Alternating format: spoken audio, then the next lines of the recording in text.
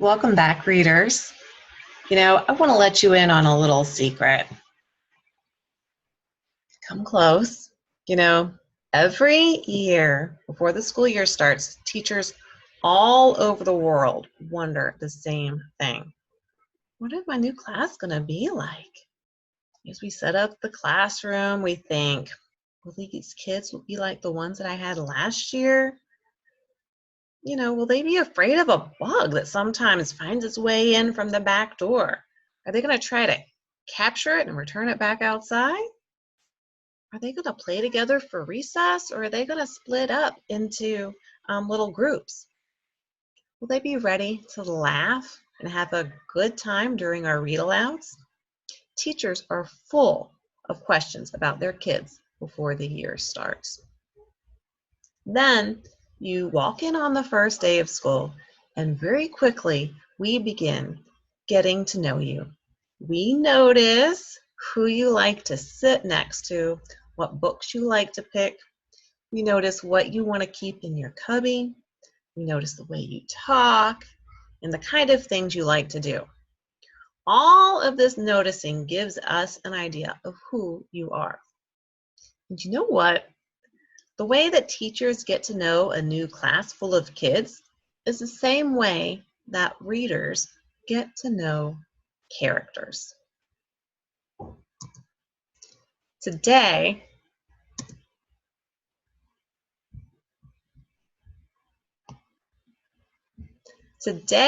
I want to teach you that when readers begin a new book, they are given some new friends. Readers get to know the characters in the book in much the same way that they get to know a new friend. Taking notice of how the characters talk and act and discovering what they are like. So today we're going to start a new unit of study, and in this unit you'll become experts at learning about characters in the books that you read, letting them become friends for you. So let's start together right now with our latest new friend, Opal, from Because of Winn-Dixie. So we read chapters 1 and 2 a little bit earlier. So I would like to take a moment to try to get to know Opal a little bit better. Observant readers can learn a lot from even just small bits of a story. So follow along. Notice what we see about Opal here. It says, "Please," said the manager, "somebody call the pound." "Wait a minute," I hollered. "That's my dog. Don't call the pound." All the Winn-Dixie employees turned around and looked at me, and I knew I had done something big and maybe stupid too. But I couldn't help it. I couldn't let that dog go to the pound. "Here, boy," I said. I'm going to pause there. What did we notice about Opal? Well, we certainly saw her doing something interesting, didn't we? She stood up to the manager, a guy who's a little scary, frankly, and claimed a stray dog as hers, even though she'd never seen the dog before. And what did Opal say? I want to look back here. And she said, "Wait a minute, she didn't say, she hollered. She hollered that. Wow, she shouted it." I think that's interesting. Let's listen to another part and see what else we can notice about our new friend here. So over here it says, this is the part right before Opal brings Winn-Dixie into her dad, the preacher.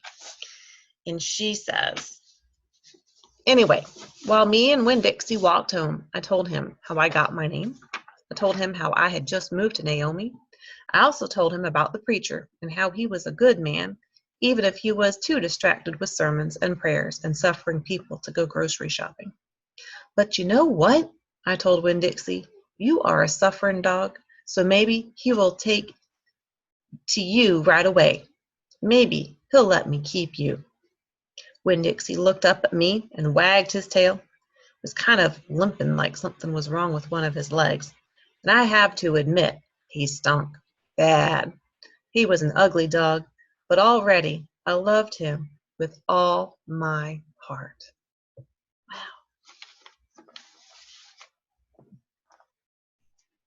So, in reading this section, what more can we say about Opal?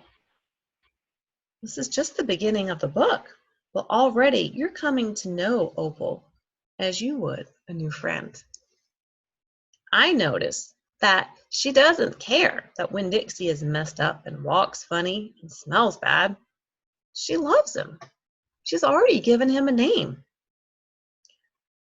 It seems that she seems to care a lot for Winn-Dixie.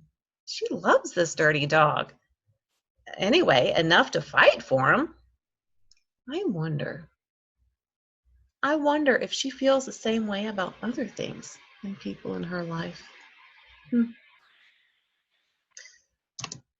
you see that as we start a new book, we get to know the character by noticing what he or she says and does? Pretty cool stuff.